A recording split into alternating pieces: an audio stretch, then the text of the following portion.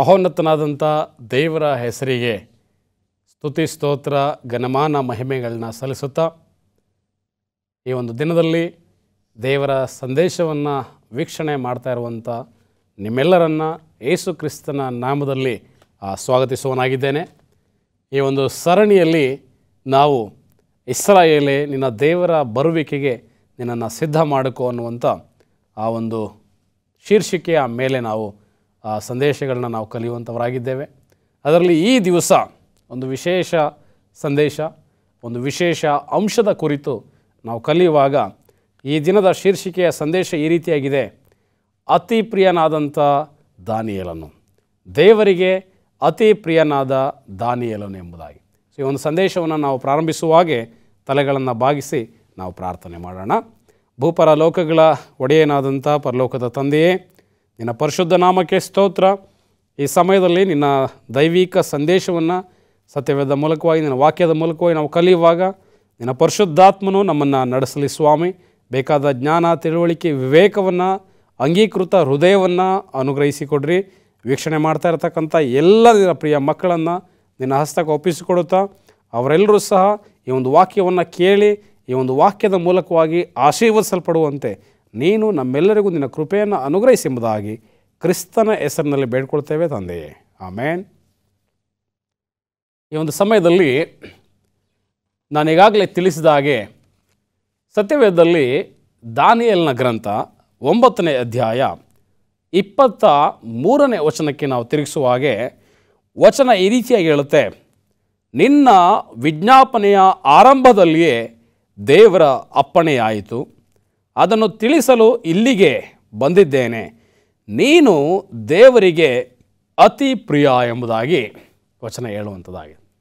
So ಈ ಒಂದು ಸಮಯದಲ್ಲಿ ಈ ಒಂದು ಸಂದರ್ಭವನ್ನು ನಾವು ಗಮನಿಸುವಾಗ ದಾನಿಯೇಲನು ದೇವರ ಬಳಿಯಲ್ಲಿ ಒಂದು ಮೊರೆಯನ್ನು ಇಟ್ಟು, ಒಂದು ವಿಜ್ಞಾಪನೆ ಇಟ್ಟು ಆತನು ಪ್ರಾರ್ಥಿಸುವಾಗ ಕೆಲವು ದಿವಸಗಳು ದಾನಿಯೇಲನಿಗೆ ದೇವರಿಂದ ಆ ಉತ್ತರ ಬರ್ತಕ್ಕಂಥದ್ದು ತಡವಾಗುವಂಥದ್ದು ನಾವು ನೋಡ್ತೇವೆ.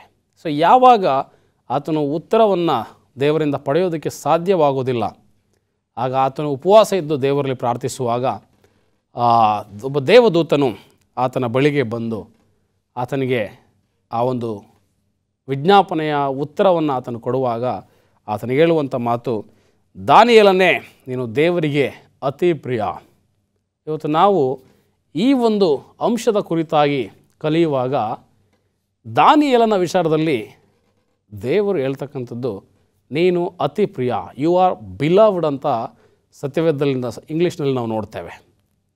ಸೊ ಈ ಒಬ್ಬ ವ್ಯಕ್ತಿಯನ್ನು, ದಾನಿಯೇಲನ ದೇವರು ಅತಿ ಪ್ರಿಯನು, ಅತಿಯಾಗಿ ಪ್ರೀತಿಸಲ್ಪಡುವಂಥ ಒಬ್ಬ ಭಕ್ತ ಎಂಬುದಾಗಿ ಕರೆಯಬೇಕಂತ ಪಕ್ಷದಲ್ಲಿ ಯಾವ ಒಂದು ಗುಣಲಕ್ಷಣಗಳನ್ನು ಈ ದಾನಿಯೇಲನು ಆತನ ಜೀವಿತದಲ್ಲಿ ಹೊಂದಿದ್ದ?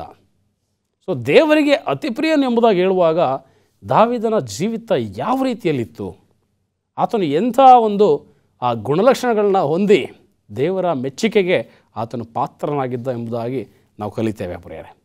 ನಮ್ಮ ಸತ್ಯವೇದವನ್ನು ದಾನಿಯೇಲನ ಗ್ರಂಥ 1ನೇ ಅಧ್ಯಾಯಕ್ಕೆ ನಾವು ತಿರುಗಿಸುವಾಗ, ದಾನಿಯೇಲನ ಗ್ರಂಥ 1ನೇ ಅಧ್ಯಾಯ, ಈ ಒಂದು ಅಧ್ಯಾಯದಲ್ಲಿ ನಾವು ಮೊಟ್ಟ ಮೊದಲನೇದಾಗಿ ನೆಬೂಕದ್ನೆಚ್ಚರ್ ಅರಸನ ಒಂದು ಆಳ್ವಿಕೆಯ ಕಾಲಾವಧಿಯನ್ನು ಹಾಗೂ ಆತನ ಆಳ್ವಿಕೆಯ ಸಂದರ್ಭದಲ್ಲಿ ಯಾವ ರೀತಿ ಇಸ್ರೇಲ್ನಲ್ಲಿದ್ದಂಥ ಈ ಒಬ್ಬ ದಾವೀದನನ್ನು, ಯಹೂದ್ಯನಾಗಿದ್ದಂಥ ಒಬ್ಬ ದಾನಿಯೇಲನನ್ನು ಆತನು ಬಾಬಿಲೋನ್ ಪ್ರಾಂತ್ಯಕ್ಕೆ ಒಬ್ಬ ಸೇವಕನನ್ನಾಗಿ, ಕೈದಿಯನ್ನಾಗಿ ಅವರನ್ನು ತೆಗೆದುಕೊಂಡು ಬರ್ತಾರೆ ಅಂತಕ್ಕಂಥದ್ದನ್ನು ನಾವು ನೋಡ್ತೇವೆ. ನಮ್ಮ ಸತ್ಯವೇದದಲ್ಲಿ ದಾನಿಯೇಲನ ಗ್ರಂಥ 1ನೇ ಅಧ್ಯಾಯ 1 ಮತ್ತು 2ನೇ ವಚನ ನಾವು ನೋಡುವಾಗೆ, ಯಹೂದದ ಅರಸನಾದಂಥ ಯೆಹೋಯಾಕೀಮನ ಆಳಿಕೆಯ 3ನೆಯ ವರ್ಷದಲ್ಲಿ ಬಾಬೆಲಿನ ರಾಜನಾದ ನೆಬೂಕದ್ನೆಚ್ಚರನು ಯೆರೂಸಲೇಮಿಗೆ ಬಂದು ಮುತ್ತಿಗೆ ಹಾಕಿದನು. ಆಗ ಕರ್ತನು ಯಹೂದದ ಅರಸನಾದ ಯೆಹೋಯಾಕೀಮನನ್ನು ದೇವಾಲಯದ ಅನೇಕ ಪಾತ್ರೆಗಳನ್ನು ಅವನ ವಶಕ್ಕೆ ಕೊಡಲು ಅವನು ಅವುಗಳನ್ನು ಶಿನಾರ್ ದೇಶಕ್ಕೆ ಸಾಗಿಸಿ ತನ್ನ ದೇವರ ಮಂದಿರಕ್ಕೆ ತಂದು ಆ ದೇವರ ಭಂಡಾರದಲ್ಲಿ ಸೇರಿಸಿಬಿಟ್ಟನು. ಇಲ್ಲಿ ನೋಡ್ತೇವೆ, ಈ ದಾನಿಯೇಲನ ಒಂದು ಚರಿತ್ರೆ ಇಲ್ಲಿಂದ ಪ್ರಾರಂಭವಾಗುತ್ತೆ. ಅರಸನಾದಂಥ ನೆಬೂಕದ್ನೆಚ್ಚರನು ಆಗಿನ ಒಂದು ಕಾಲಘಟ್ಟದಲ್ಲಿ, ಆಗಿನ ಸಂದರ್ಭದಲ್ಲಿ ಇಡೀ ಪ್ರಪಂಚವನ್ನೇ ಆಳ್ವಿಕೆ ಮಾಡ್ತಿದ್ದಂಥ ಆ ನೆಬೂಕದ್ನೆಚ್ಚರ್ ಅರಸ, ಆ ಬಾಬಿಲೋನಿನ ಸಂಸ್ಥಾನಕ್ಕೆ ಸೇರಿದಂಥ ಈ ಒಬ್ಬ ಅರಸ ಆ ಯೆರೂಸಲೇಮಿನ ಮೇಲೆ ಆತನ ಮುತ್ತಿಗೆಯನ್ನು ಹಾಕಿ ಆ ಯೆರೂಸಲೇಮಿನಲ್ಲಿದ್ದಂಥ ದೇವಾಲಯವನ್ನು ನಾಶಪಡಿಸಿ ಅದರಲ್ಲಿರ್ತಕ್ಕಂಥ ಅನೇಕ ಪಾತ್ರೆಗಳನ್ನು ಹಾಗೂ ಕೆಲವು ಯಹೂದ್ಯ ಯೌವನಸ್ಥರನ್ನು ಸಹ ಆತನು ಸೆರೆಯಾಗಿ ತೆಗೆದುಕೊಂಡು ತನ್ನ ದೇಶಕ್ಕೆ ಹೊರಟೋಗ್ತಾನೆ. ಇದೇ ಒಂದು ಅಧ್ಯಾಯ 1ನೇ ಅಧ್ಯಾಯ 3 ಮತ್ತು 4ನೇ ವಚನದಲ್ಲಿ ನಾವು ಓದೋದಾದರೆ ವಚನ ಈ ರೀತಿಯಾಗಿ ಹೇಳುತ್ತೆ, ಅನಂತರ ಆ ರಾಜನು ತನ್ನ ಕಂಚುಕಿಯರಲ್ಲಿ ಮುಖ್ಯನಾದ ಅಶ್ಪೆಜನಿಗೆ, ನೀನು ಇಸ್ರಾಯೇಲ್ಯರಲ್ಲಿ ಅಂದರೆ ರಾಜವಂಶೀಯರಲ್ಲಿ ಮತ್ತು ಪ್ರಧಾನರಲ್ಲಿ ಅಂಗದೋಷವಿಲ್ಲದವರು, ಸುಂದರರು, ಸಮಸ್ತ ಜ್ಞಾನರು, ಪಂಡಿತರು, ವಿದ್ಯಾನಿಪುಣರು, ರಾಜಾಲಯದಲ್ಲಿ ಸನ್ನಿಧಿ ಸೇವೆ ಮಾಡಲು ಸಮರ್ಥರೂ ಆದ ಕೆಲವು ಯುವಕರನ್ನು ಇಲ್ಲಿಗೆ ಕರೆತಂದು ಅವರಿಗೆ ಕಸ್ದೀಯ ಪಂಡಿತರ ಭಾಷೆಯನ್ನು ಶಾಸ್ತ್ರಗಳನ್ನು ಕಲಿಸಬೇಕೆಂಬುದಾಗಿ ಅಪ್ಪಣೆ ಕೊಟ್ಟನು. ಸೊ ಇಲ್ಲಿ ನೋಡ್ತೇವೆ, ಈ ದಾನಿಯೇಲನನ್ನು ಮತ್ತು ಇನ್ನೂ ಕೆಲವು ಯೌವನಸ್ಥರನ್ನು ವಂಶೀಯರು ಎಂಬುದಾಗಿ ಹೇಳುತ್ತೆ. ಪ್ರಧಾನರು, ಅಂಗದೋಷ ಇಲ್ಲದವರು, ಸುಂದರರು, ಸಮಸ್ತ ಶಾಸ್ತ್ರ ಪಂಡಿತರು ಆಗಿದ್ದಂಥ ಕೆಲವು ಯೌವನಸ್ಥರುಗಳನ್ನು ಈ ದಾನಿಯೇಲ ಈ ಒಬ್ಬ ನೆಬೂಕದ್ನೆಚ್ಚರ್ ಅರಸ ಏನು ಮಾಡ್ತಾನೆ, ಆ ಯೆರೂಸಲೇಮಿನಿಂದ ಸೆರೆಯಾಗಿ ಆತನು ತೆಗೆದುಕೊಂಡು ಹೋಗೋದು ನೋಡ್ತೇವೆ. ಸೊ ಇದರ ಒಂದು ಚರಿತ್ರೆಯನ್ನು ಅಥವಾ ಇತಿಹಾಸವನ್ನು ನಾವು ಕಲಿಯುವಾಗ ಪ್ರಿಯರೇ, ದಾನಿಯೇಲನ ಜೀವಿತದ ಬಗ್ಗೆ ಇತಿಹಾಸಕಾರರು ಹೇಳ್ತಾರೆ, ಆತನೊಬ್ಬ ರಾಜವಂಶೀಯ ವ್ಯಕ್ತಿ ಅಥವಾ ರಾಜಕುಮಾರ ಎಂಬುದಾಗಿ ನಾವು ನೋಡ್ತೇವೆ. ಈ ರಾಜಕುಮಾರನಾಗಿದ್ದಂಥ ದಾನಿಯೇಲ ಆತನ ಜೀವಿತದಲ್ಲಿ ಎಂದೂ ಸಹ ಆತನು ಕಷ್ಟವನ್ನು ನೋಡಿದ್ದಿಲ್ಲ, ಕೊರತೆಯನ್ನು ಆತನು ಅನುಭವಿಸಿದಂಥ ವ್ಯಕ್ತಿ ಅಲ್ಲ, ಸಮಸ್ಯೆಗಳನ್ನ ಆತನು ಎದುರಿಸಿದಂಥ ವ್ಯಕ್ತಿ ಆಗಿರಲಿಲ್ಲ, ಯಾವುದೇ ಕುಂದು ಕೊರತೆಗಳು ಆತನ ಜೀವಿತದಲ್ಲಿ ಇರಲಿಲ್ಲ ಎಂಬುದಾಗಿ ನೋಡ್ತೇವೆ. ಸೊ ಅಂಥ ಒಬ್ಬ ರಾಜಕುಮಾರ, ರಾಜವಂಶೀಯ ಒಬ್ಬ ಯೌವನಸ್ಥನನ್ನು ಈ ಬಾಬಿಲೋನಿನ ಅರಸನಾದ ನೆಬೂಕದ್ನೆಚ್ಚರನು ಸರಿಯಾಗಿ ತೆಗೆದುಕೊಂಡು ಆತನು ಹೋಗುವಂಥ ಸಮಯದಲ್ಲಿ ಈ ದಾನಿಯೇಲನ ಆ ಜೀವನ, ಆತನ ಆ ಸಂದರ್ಭದ ಪರಿಸ್ಥಿತಿ, ಆ ಮನಸ್ಥಿತಿ ಯಾವ ರೀತಿಯಲ್ಲಿ ಇರ್ಬೋದು. ಸೊ ಇಸ್ರಾಯೇಲರಲ್ಲಿ ಆ ಯೆರೂಸಲೇಮಿನ ಆ ದೇಶದ ಮೇಲೆ ಈತನ ಮುತ್ತಿಗೆ ಹಾಕಿ ಆ ಯುದ್ಧದಲ್ಲಿ ಅನೇಕರನ್ನು ಕೊಂದು ದೇವಾಲಯವನ್ನು ನಾಶಪಡಿಸಿ ಆ ದೇವಾಲಯದ ಭಂಡಾರದಲ್ಲಿರ್ತಕ್ಕಂಥ ಪಾತ್ರೆಗಳನ್ನು ತೆಗೆದುಕೊಂಡು ಸರಿಯಾಗಿ ಆತನು ಹೋಗುವಾಗ ಈ ದಾವೀದನ ಮನಸ್ಸಲ್ಲಿ ಯಾವ ಒಂದು ಆಲೋಚನೆ ಬಂದಿರ್ಬೋದು, ಎಂಥ ಒಂದು ಗೊಂದಲಕ್ಕೆ ಆತನು ಒಳಗಾಗಿರ್ಬೋದು. ಆತನು ಪ್ರತಿನಿತ್ಯ ತಂದೆ ತಾಯಿಗಳೊಟ್ಟಿಗೆ ಆ ಜೀವ ಸ್ವರೂಪನಾದಂಥ ದೇವರು, ನಮ್ಮನ್ನು ಐಗುಪ್ತ ದೇಶದಿಂದ ನಡೆಸಿದಂಥ ದೇವರು, ನಮ್ಮ ಪಿತೃಗಳಾದ ಅಬ್ರಹಾಂ, ಈಸಾಕ್, ಯಾಕೋಬ್ಯರ ದೇವರು, ಆ ದೇವರು ಯೆಹೋವ ದೇವರೆಂಬುದಾಗಿ ಇವರು ಪ್ರತಿ ದಿವಸ ಮನೆಗಳಲ್ಲಿ ಶಾಸ್ತ್ರಗಳನ್ನ ಅಭ್ಯಾಸ ಮಾಡ್ತಾಯಿದ್ರು, ಪ್ರಾರ್ಥನೆಗಳನ್ನ ಮಾಡ್ತಾಯಿದ್ರು, ದೇವರಿಗೆ ವಿಜ್ಞಾಪನೆ ಮಾಡ್ತಾಯಿದ್ರು, ಆ ದೇವರಿಗೆ ಯಜ್ಞಗಳನ್ನ ಅರ್ಪಿಸುವಂಥ ಕಾರ್ಯಗಳನ್ನ ಇವರು ಮಾಡ್ತಾಯಿದ್ರು.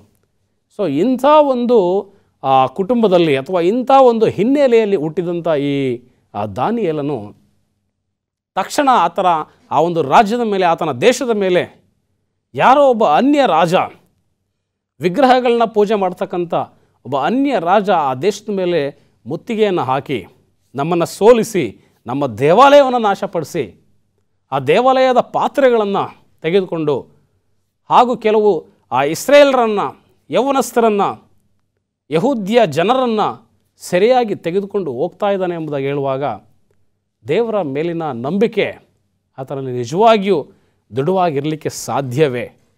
ಅಥವಾ ಆ ಸಮಯದಲ್ಲಿ ಎಂಥ ಒಂದು ಮನೋಭಾವ ಅಥವಾ ಎಂಥ ಒಂದು ಸ್ಥಿತಿ ಆ ದಾನಿಯೇಲನ ಸ್ಥಿತಿಯಾಗಿರ್ಬೋದು, ನೀವು ಗಮನಿಸ್ರಿ.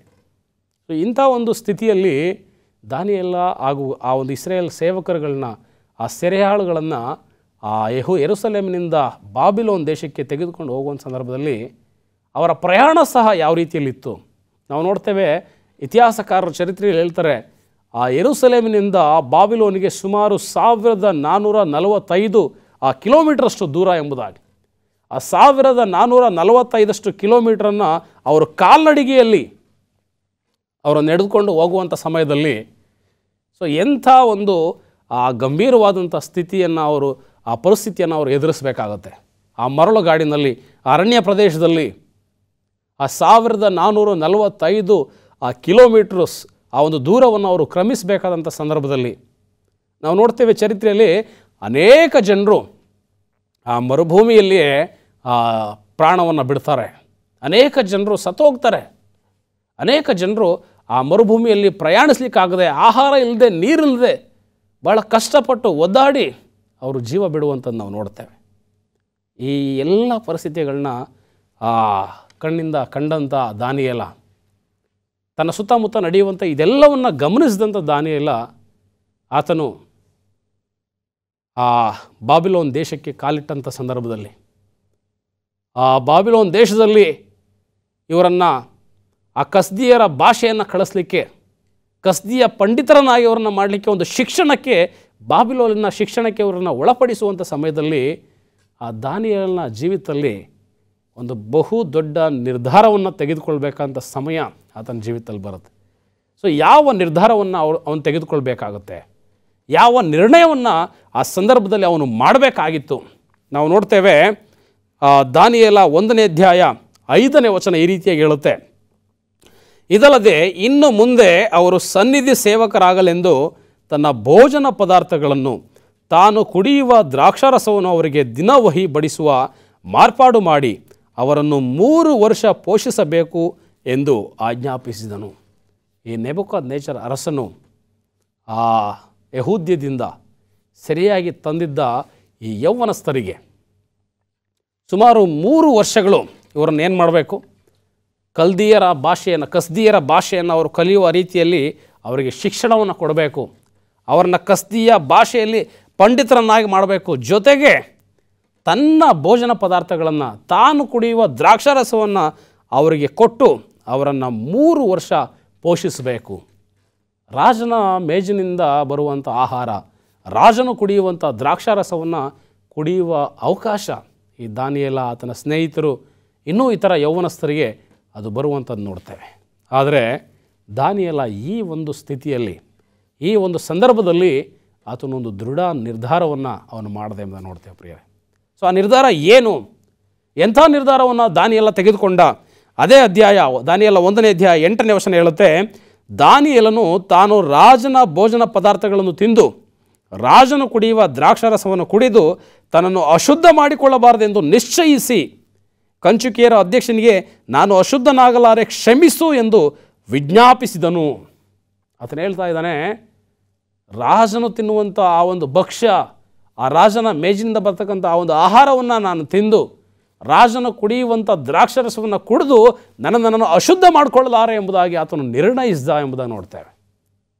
ನೋಡ್ರಿ, ಸುಮಾರು 1445 ಕಿಲೋಮೀಟರ್ನಷ್ಟು ಅವನು ಪ್ರಯಾಣ ಮಾಡಿ ಕಾಲ್ನಡಿಗೆಯಲ್ಲಿ ನಡೆದು ಆ ಮರಳು ಭೂಮಿಯಲ್ಲಿ, ಅರಣ್ಯ ಪ್ರದೇಶದಲ್ಲಿ ಅವರು ಆ ಬಾಬಿಲೋನ್ ದೇಶವನ್ನು ಸೇರಿ ಆ 1445 ಕಿಲೋಮೀಟ್ರಷ್ಟು ಪ್ರಯಾಣ ಮಾಡಲಿಕ್ಕೆ ಅವರು ಎಷ್ಟು ಸಮಯವನ್ನು ತೆಗೆದುಕೊಂಡ್ರು ಗೊತ್ತಿಲ್ಲ. ಭಾಳಷ್ಟು ಹೆಚ್ಚಿನ ಸಮಯವನ್ನು ಅವರು ತೆಗೆದುಕೊಂಡಿದ್ದಾರೆ.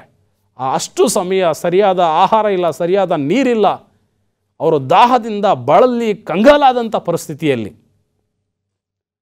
ರಾಜನಿಂದ ಒಂದು ಒಳ್ಳೆ ಆಫರ್ ಬರ್ತಾ ಇದೆ, ಆಹ್ವಾನ ಬರ್ತಾ ಇದೆ. ರಾಜನ ಮೇಜಿನ ಇಂದ ಬರ್ತಕ್ಕಂಥ ಆಹಾರ, ರಾಜನು ಕುಡಿಯುವಂಥ ದ್ರಾಕ್ಷಾರಸ. ಅಂಥ ದಣಿದಂಥ, ಬಳಲ್ದಂಥ, ಹಸಿದಂಥ, ಕಂಗಾಲಾದಂಥ ದಾನಿಯೇಲ ಆತನ ಸ್ನೇಹಿತರು ಒಂದು ದೃಢ ನಿರ್ಧಾರವನ್ನು ಮಾಡಿದರು. ನಾವು ಎಷ್ಟೇ ಕಂಗಾಲಾಗಿದ್ರೂ ಸಹ, ಹಸಿದಿದ್ರೂ ಸಹ ರಾಜನ ಆಹಾರವನ್ನು ನಾವು ಸೇವಿಸೋದಿಲ್ಲ, ನಮ್ಮನ್ನು ನಾವು ಅಶುದ್ಧ ಮಾಡಿಕೊಳ್ಳೋದಿಲ್ಲ. ನಾವು ನೋಡ್ತೇವೆ, ಸತ್ಯವೇದದ ಕೆಲವು ಜ್ಞಾನಿಗಳು ಹೇಳ್ತಾರೆ, ಆ ರಾಜನ ಮೇಜಿನಿಂದ ಬರ್ತಿದ್ದಂಥ ಆಹಾರ ಅದು ಅಶುದ್ಧವಾಗಿತ್ತು, ಅಶುದ್ಧ ಪ್ರಾಣಿಯ ಮಾಂಸಗಳಿಂದ ಅದು ಕೂಡಿತ್ತು, ರಕ್ತ ಸಹಿತವಾದಂಥ ಮಾಂಸವನ್ನು ಅವರು ಸೇವಿಸ್ತಾ ಇದ್ದರು, ವಿಗ್ರಹಗಳಿಗೆ ಅರ್ಪಿಸಿದಂಥ ಮಾಂಸಗಳನ್ನು ಅವರು ಸೇವಿಸ್ತಾ ಇದ್ದರು.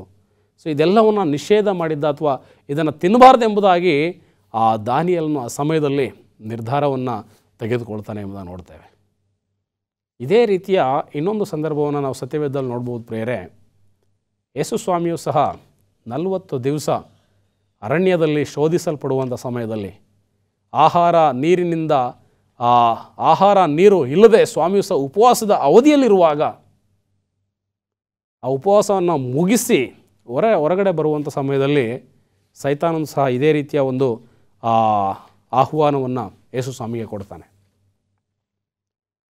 ಈ ಕಲ್ಲುಗಳನ್ನು ನೀನು ರೊಟ್ಟಿಯಾಗಿ ಮಾಡು ತಿನ್ನು, ನೀನು ದೇವರ ಮಗನಾಗಿದ್ದರೆ ಇದನ್ನು ಮಾಡು ಎಂಬುದಾಗಿ ಹೇಳುವಾಗ ಸ್ವಾಮಿಯೂ ಸಹ 40 ದಿವಸ ಹಸಿದಿದ್ದರೂ ಸಹ 40 ದಿವಸ ಬಾಯಾರಿದ್ದಾಗಿಯೂ ಸ್ವಾಮಿ ಆ ಶೋಧನೆಗೆ ಒಳಪಡದೆ ಸೈತಾನನನ್ನು ಜಯಿಸುವಂಥದ್ದನ್ನು ನಾವು ನೋಡ್ತೇವೆ. ಸೊ ಅದೇ ರೀತಿಯಾಗಿ ದಾನಿಯೇಲನು ಸಹ ಒಂದು ದೃಢ ನಿರ್ಧಾರವನ್ನು ಮಾಡ್ತಾನೆ.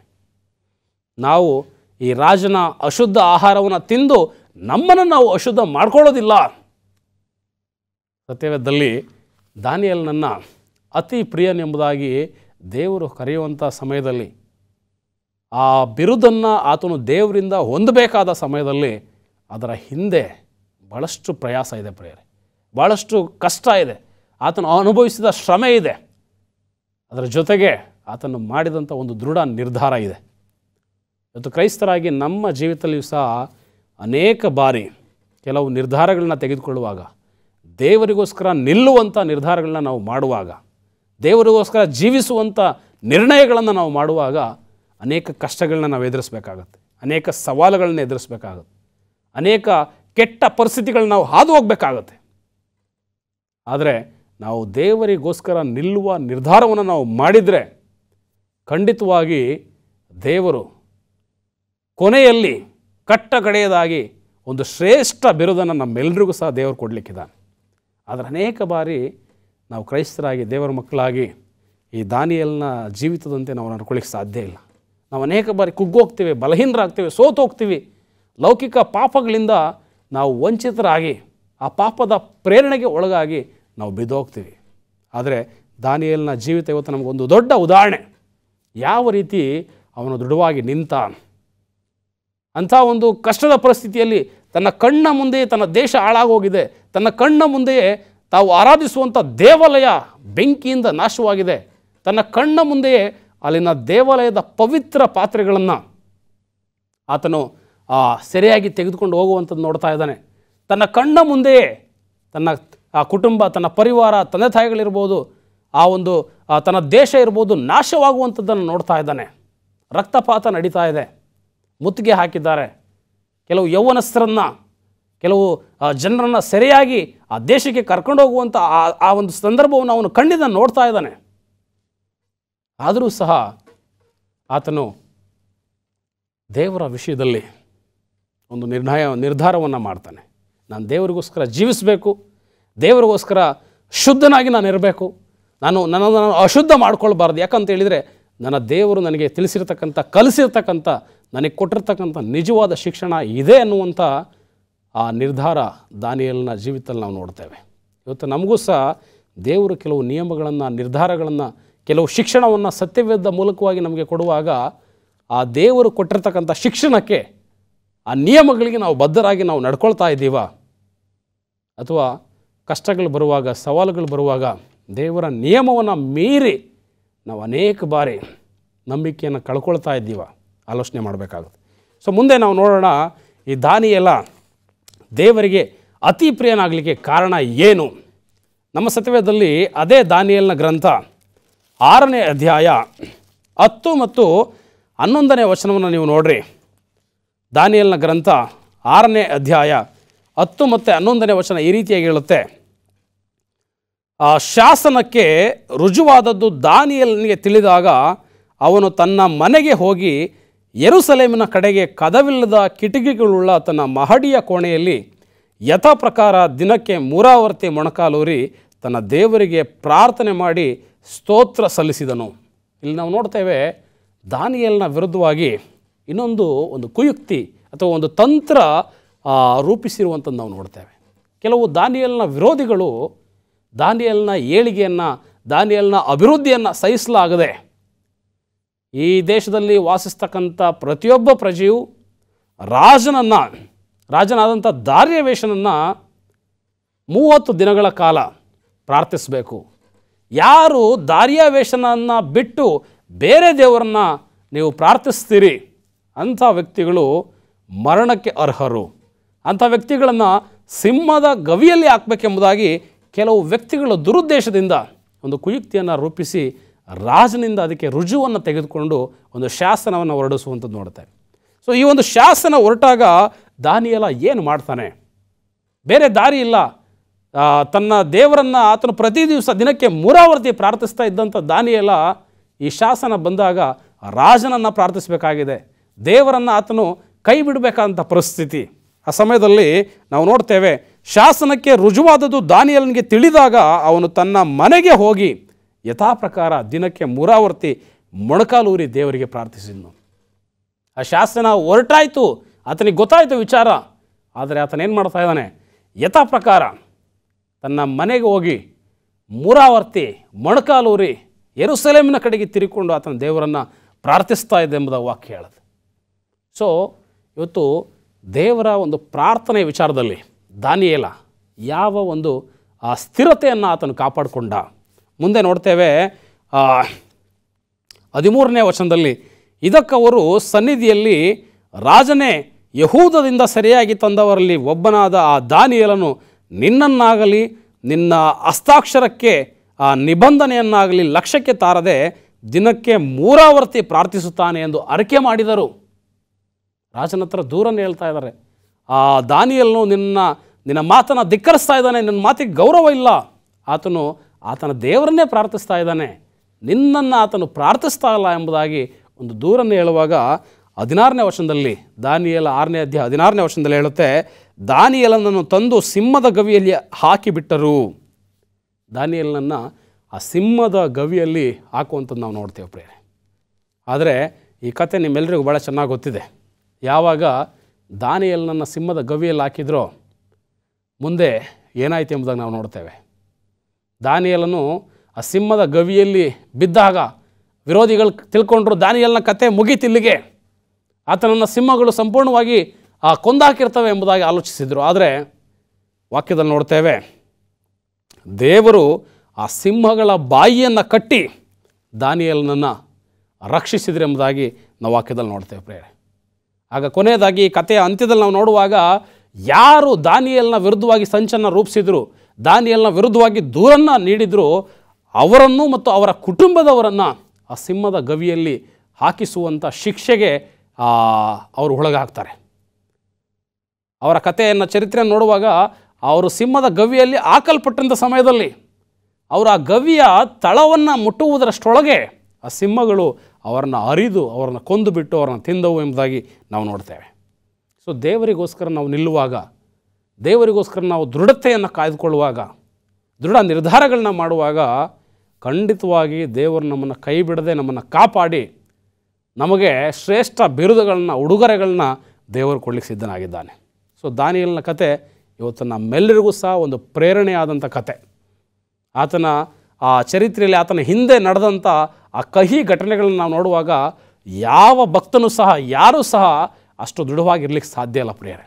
ಆದರೆ ದಾನಿಯೇಲನು ತನ್ನ ಕಣ್ಣಾರೆ ತನ್ನ ಕುಟುಂಬ, ತನ್ನ ಪರಿವಾರ, ತನ್ನ ದೇಶ, ತನ್ನ ಗ್ರಾಮ, ತನ್ನ ಊರು, ತನ್ನ ದೇವಾಲಯ ಎಲ್ಲವೂ ಸಹ ನಾಶವಾಗುವಂಥದ್ದನ್ನು ಅವನು ನೋಡಿಯೂ ಸಹ, ಅಯ್ಯೋ ಎಂಥ ಆ ಪರಿಸ್ಥಿತಿಯನ್ನು ನೀನು ನಮ್ಮ ದೇಶಕ್ಕೆ ಅಥವಾ ನನ್ನ ಗ್ರಾಮಕ್ಕೆ, ನನ್ನ ಕುಟುಂಬಕ್ಕೆ ನೀನು ತಂದೆ ದೇವರು ಎಂಬುದಾಗಿ ಅವನೆಲ್ಲೂ ಸಹ ದೇವರ ವಿರುದ್ಧ ಮಾತಾಡಲಿಲ್ಲ. ಬದಲಾಗಿ ದೇವರು ಮುಂದೆ ಯಾವ ರೀತಿ ನಡೆಸ್ತಾನೆ ಎಂಬತಕ್ಕಂಥ ಭರವಸೆ ಮೇಲೆ, ದೇವರು ತಿಳಿಸಿದಂಥ ಈ ಒಂದು ಕಟ್ಟಳೆಗಳನ್ನು, ಶಿಕ್ಷಣಗಳನ್ನು ನಾನು ಸ್ಥಿರವಾಗಿ ಕಾಪಾಡಿಕೊಳ್ಬೇಕೆಂಬತಕ್ಕಂಥ ನಿರ್ಧಾರದ ಮೇಲೆ ದಾನಿಯೇಲ ಸ್ಥಿರವಾಗಿ ನಿಂತಿದೆ ಎಂದು ನೋಡ್ತೇವೆ. ಆ ಕಾರಣದಿಂದಲೇ ದೇವರು ದಾನಿಯೇಲನೇ ನೀನು ದೇವರಿಗೆ ಅತಿ ಪ್ರಿಯ. ಇವತ್ತು ನಾವು ಈ ದೇವರ ವಾಕ್ಯಗಳನ್ನು ಆಲಿಸುವಾಗ ಇವತ್ತು ದೇವರು ಸಹ ನಮಗೆ ಪರಲೋಕದಲ್ಲಿ ಕೆಲವು ಶ್ರೇಷ್ಠ ಬಿರುದುಗಳನ್ನ ದೇವರು ಕೊಡಲಿಕ್ಕಿದ್ದಾನೆ. ನಿಮ್ಮನ್ನು ಸ್ವಂತ ಜನರು, ಸ್ವಕೀಯ ಜನರು, ನನ್ನ ಪ್ರಜೆಗಳು, ನನ್ನ ಮಕ್ಕಳು ಎಂಬುದು ದೇವರು ಕರೀತಾ ಇದ್ದಾನೆ. ಸೊ ಇವತ್ತು ನಾವು ಯಾವ ಒಂದು ನಿರ್ಣಯಗಳನ್ನು ನಾವು ತೆಗೆದುಕೊಂಡು ಜೀವನ ಮಾಡ್ತಾ ಇದ್ದೇವೆ? ನಿಜವಾಗಿ ದೇವರು ಆತನ ಮಕ್ಕಳೆಂಬುದಾಗಿ ನಮ್ಮನ್ನು ಕರೆದಿರುವಾಗ ಆ ದೇವರ ಮಕ್ಕಳೆಂಬತಕ್ಕಂಥ ಹೆಸರನ್ನು ಹೊಂದುವುದಕ್ಕೆ ನಾವು ಯೋಗ್ಯರಾಗಿದ್ದೀವ, ಆ ಒಂದು ಯೋಗ್ಯತೆ ನಮ್ಮಲ್ಲಿ ಇದೆಯಾ ಎಂಬುದಾಗಿ ನಾವು ಆಲೋಚನೆ ಮಾಡಬೇಕು. ಈ ರೀತಿಯಾಗಿ ನಾವು ದೇವರ ಆಶೀರ್ವಾದಕ್ಕೆ ನಾವು ಪಾತ್ರರಾಗ್ತಾ ದಾನಿಯೇಲನ ರೀತಿಯಲ್ಲಿ ಜೀವಿಸೋಣ ಎಂಬುದಾಗಿ ಹೇಳ್ತಾ ಈ ಒಂದು ವಾಕ್ಯವನ್ನು ಮುಗಿಸ್ತೇನೆ. ದೇವರು ನಿಮ್ಮನ್ನು ಆಶೀರ್ವದಿಸಲಿ.